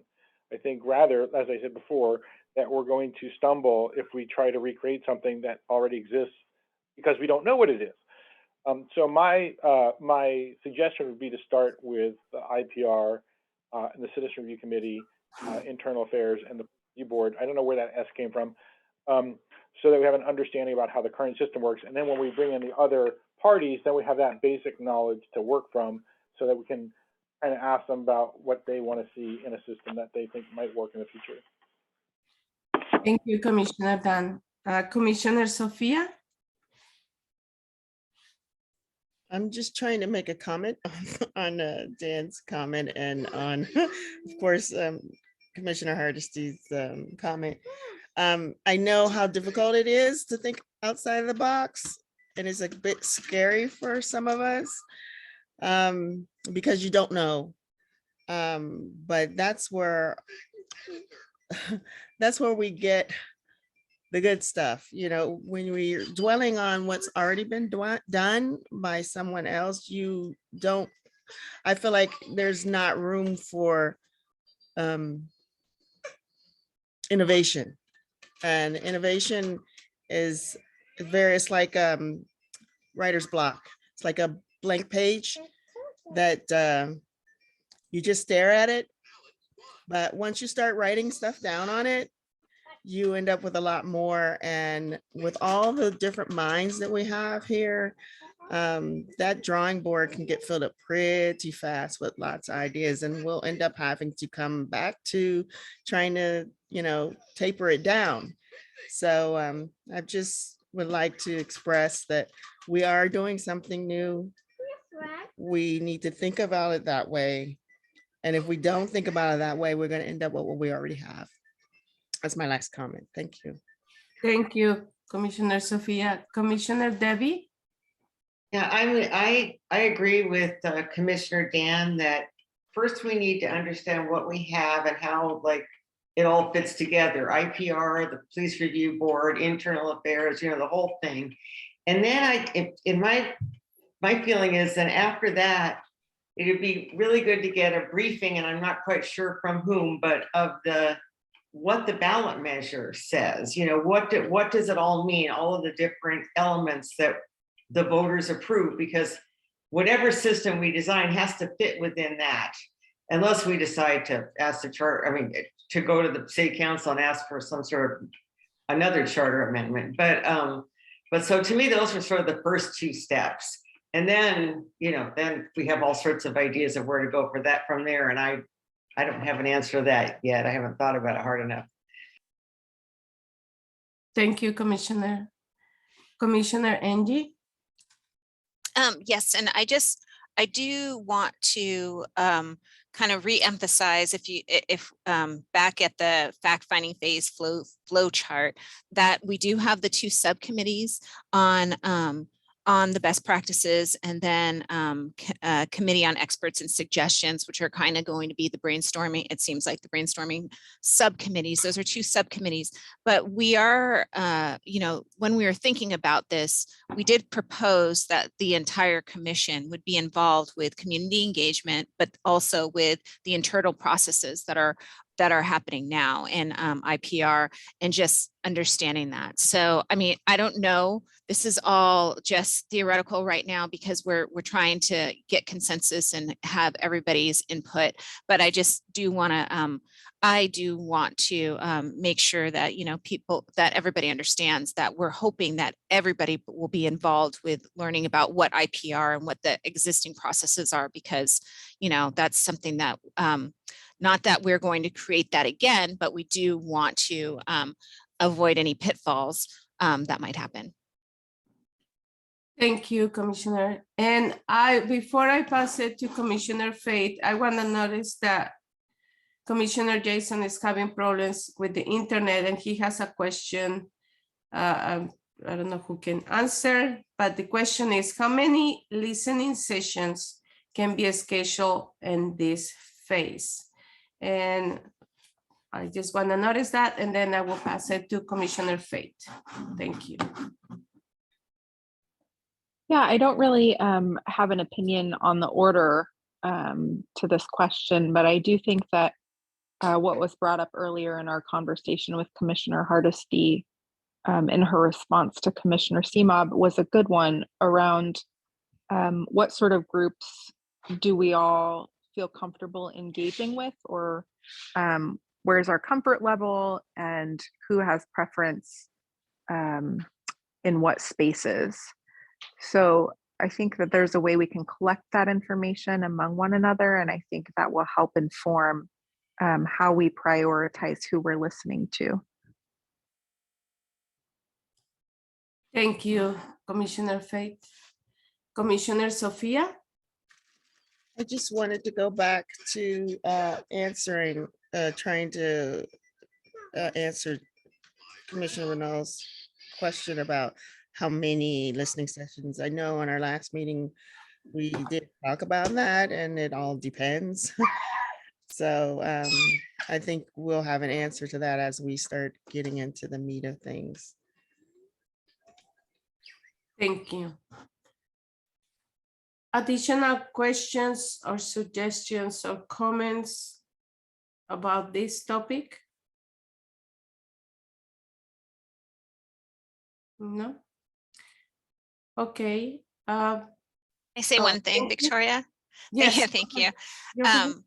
I know that we all have a lot of passion for this, but this fact-finding phase is probably going to take up a bit more time than the first phase that we went through for the members of the commission, just because we will be hearing from so many, hopefully hearing from so many different groups at, and those will have to be scheduled. So I want everybody to, I'm just pointing that out right now, just because I know that everybody's time is very valuable and we all have a lot of passion for this. So, so I just wanted to bring that up.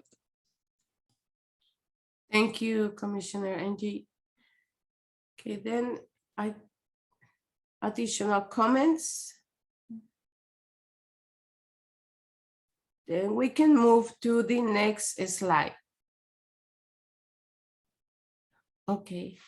And the next one is 4 categories, such a public bargaining expert. Who would you like to bring in, or outside experts, public bargaining expert, other jurisdiction, etc.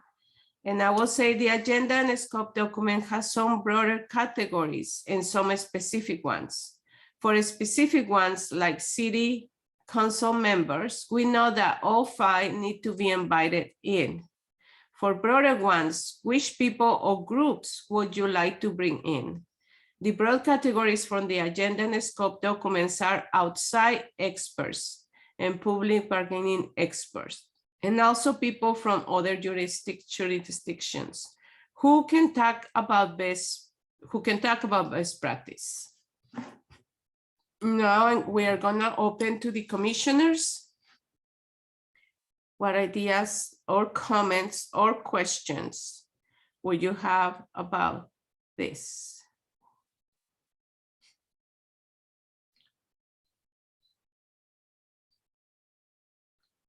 No, any comment, question? And this stuff, oh yeah, Commissioner Monica? I would just like, is there, could we have a list of the categories? I mean, or pull them up in some way, because I think it'll help for me to think of them. Sure. And there right now, yeah, thank you, Samir. And we can give a couple minutes just to review it and to remind ourselves about the categories that we're choosing.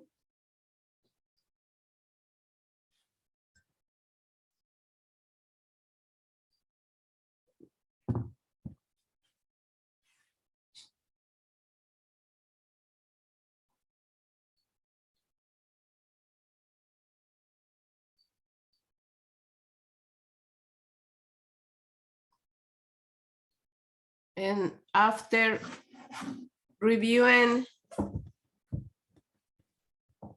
the agenda and scope document, is there any additional comments, questions, ideas, suggestions about how or who to invite?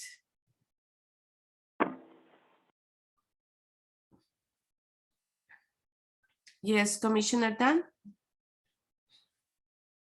Well, I have to admit, I saw this item on the agenda, but it wasn't until I saw the slides tonight that I started thinking about it. So this is sort of very off the cuff what I'm about to say. But of the boards around that I know around the country that have similar powers to what were being given in the charter, I think we should look at the San Diego County Review Board, the City of San Francisco Review Board, the City of New York Review Board, and as Commissioner Iona mentioned, the City of Oakland Review Board. So those are 4 places I would think we should start. Thank you, Commissioner Dan. Great suggestions. Thank you. Anything else? No. Oh, yes, Commissioner Dan? Well, in terms of structures that are unusual, and I haven't checked on this in a while, the city of San Diego had an interesting structure of a board that I before I put them on the table that we need to reach out and talk to them, I want to double back and do research on it to see if they still have the same structure. But that might be another place to look as well. So there's I mentioned the county, but I'm talking about the city of San Diego now. Okay, thank you very much.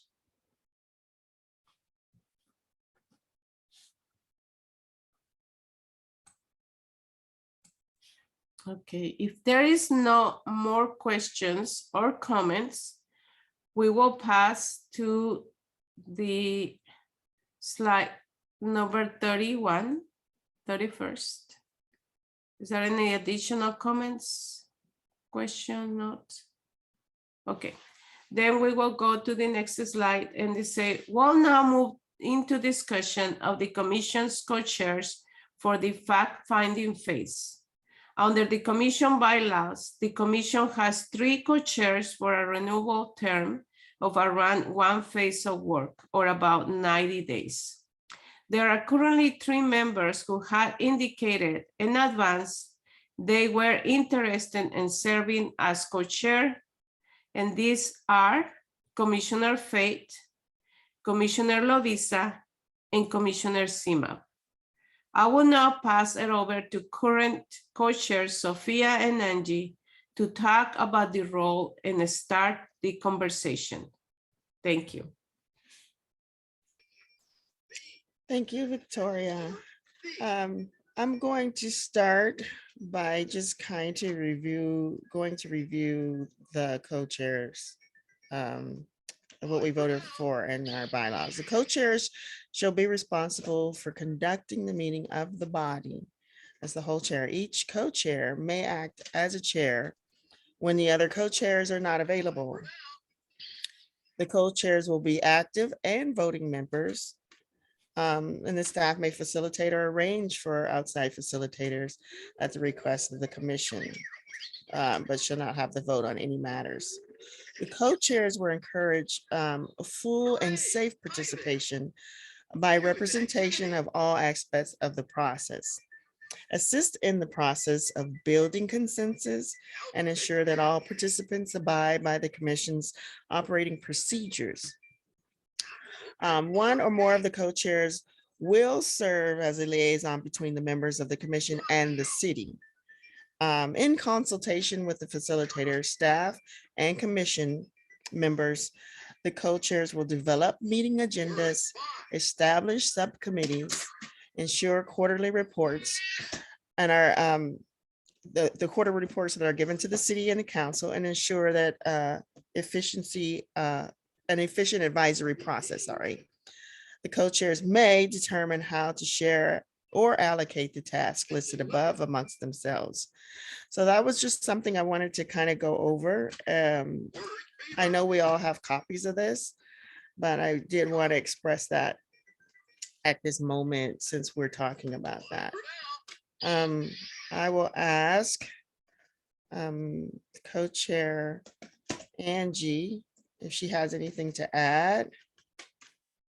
I don't have anything to add, but how lucky we are to have 3 people that are willing and would like to become co-chairs, and 3 co-chair positions available. And I would like to maybe propose that we appoint Faith, Lovisa, and CMOB if that is the case, or maybe we can talk about that and come to a consensus about that. Thank you, Commissioner Angie. And what we have right now is a proposal for 1 member to appoint Faith, Lovisa, and CMOB. But before we ask if there is consensus on that, does anyone have questions on this? And that is a turn if somebody wants to make a comment or have a question. Commissioner Dan? I guess I feel a little bit of this about this the same way I feel about learning about the IPR CRC before we design our new board. That it's, if you're building a house, you don't say, okay, well, we had the carpenter in and now I'm going to put the roof on, but I'm going to bring in a new person that hasn't done this before. I feel it would be good, and one of the reasons we talked about having renewable terms is that it would be good to have somebody, one of the 2 current co-chairs, offer to stay on so that we can have some continuity between the first and second phases, and just how the whole behind the scenes development of agendas and subcommittees and all that works, so that there can be some better continuity, especially because we have a very accelerated timeline, and people starting from scratch may not be able to get up to speed as fast if they don't have somebody there that's already been through this. So that's just my thought. Thank you, Commissioner Dan. And Commissioner Angie?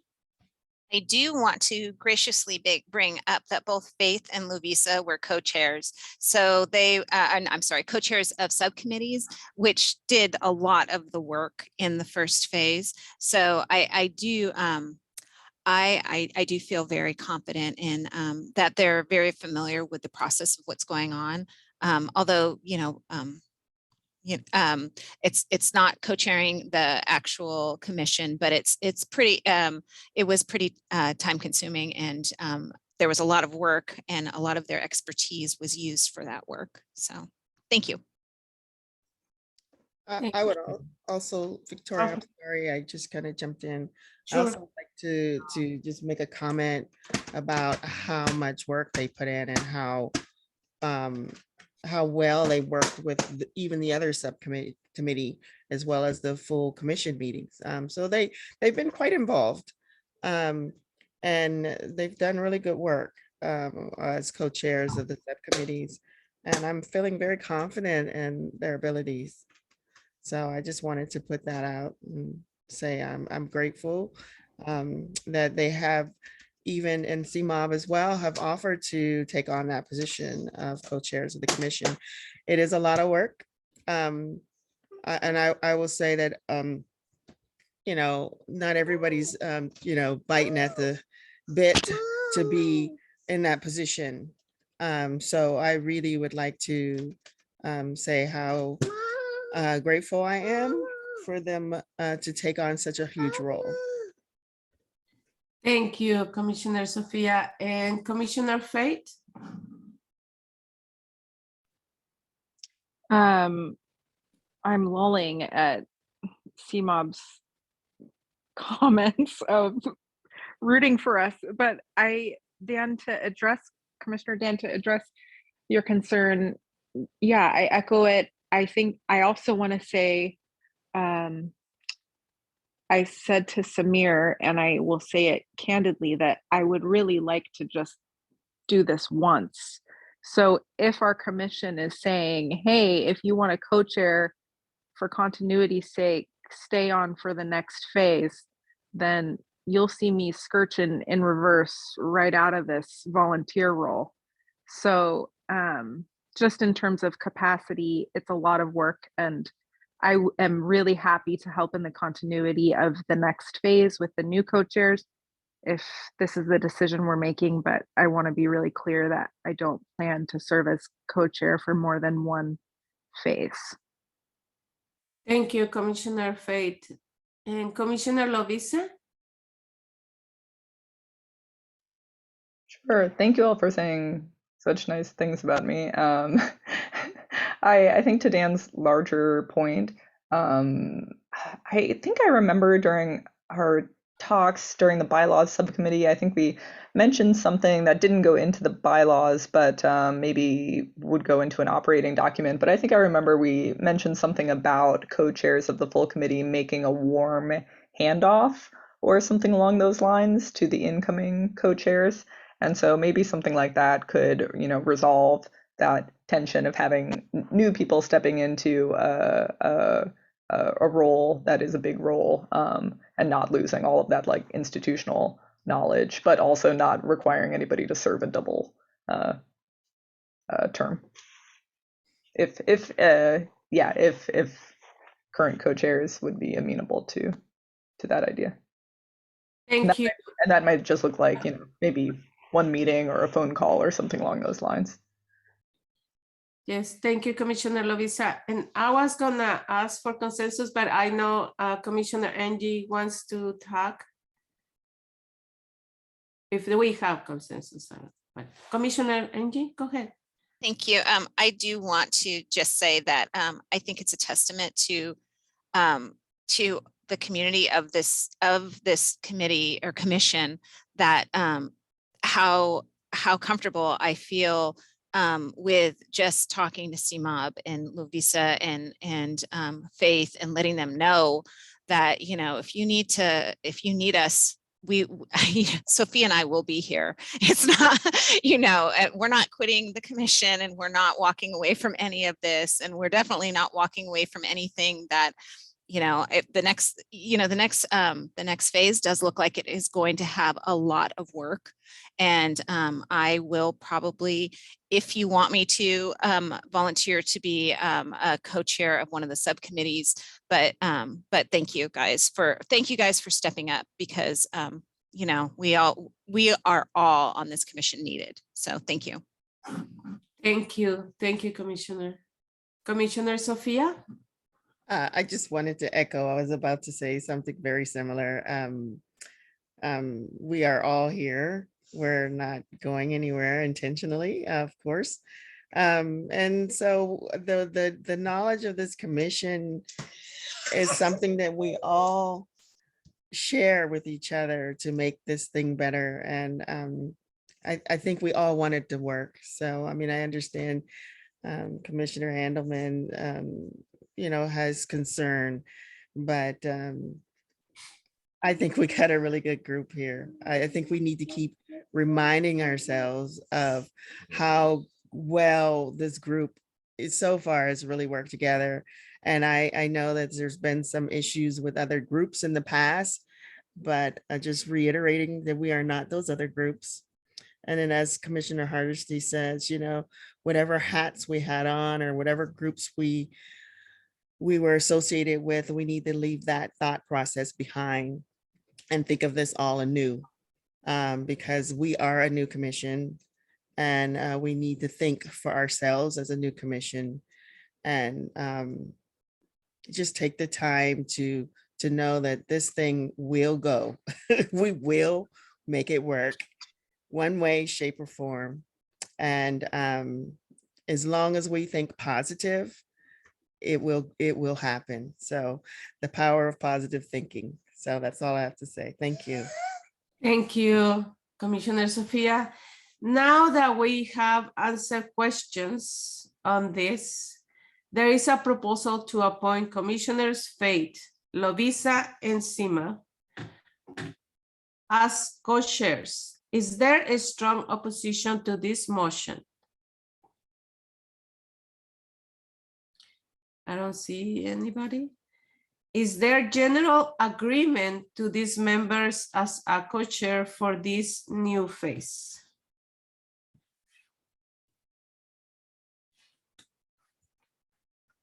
Yeah, we have a consensus then. There is a consensus, so Faye, Lovisa, and Sima have been selected to serve as co-chairs of the Police Accountability Commission for this phase of work. Okay. It's 8:45. Congratulations. We're not gonna take a break because we only have a couple minutes. And as Catherine mentioned it, and it's true that she wants to take PAC in common co-chairs because it's definitely a commitment and it's a service. Let's continue with the meeting. And the next steps, and I will pass it to the staff. Thank you. So as part of the next steps for this, there are a couple of wrap-up tasks that the outgoing co-chairs will do, some handover, and then the feedback from today on the work plan will get incorporated in. And soon after that, there'll be some new scheduling, kind of oversimplifying here in the interest of time. But basically, the idea is that very soon after this meeting concludes, there'll be more of a plan in terms of scheduling meetings coming out in May and revising the work plan based off of the feedback given today and as well as email feedback from members. Yeah, thank you. Thank you. And now we have, goes to slide 34, we have a public comment, and we will take in public comment at this time. Before we take verbal public comment, I want to note that verbal public comment is one of many ways to get in touch with the commission. More information will be at the commission's website at portland.gov. Again, let's say police accountability under get involved link. I will put it on in the chat before we leave. And now we're gonna stop screen share. And we ask members of the public to keep their comments to 2 minutes. It's something new in length. You can raise your hand in Zoom. And would you like to be called on? First, do any members of the public want to give comment on the items under discussions on today's agenda?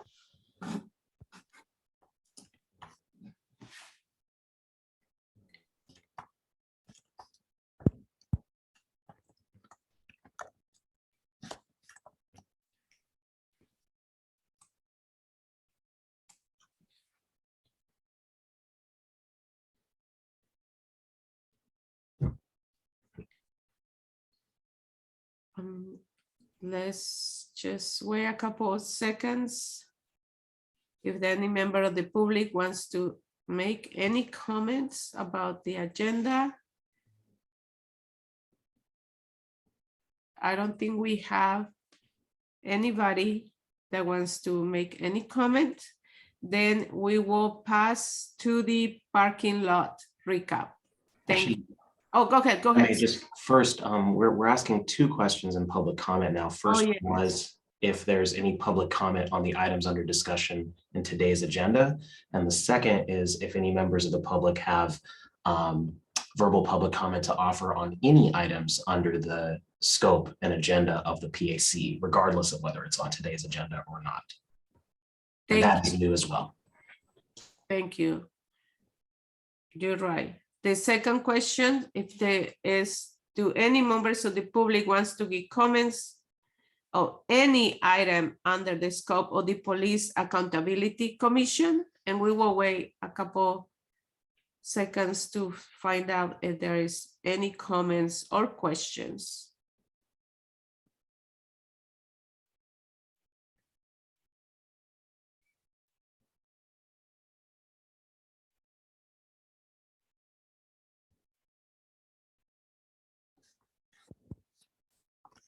I don't think we have any. Okay, thank you very much. Thank you for being here at the meeting. And now we just want to conclude and go to the parking lot recap, and I will pass it to Dr. Christine Moses.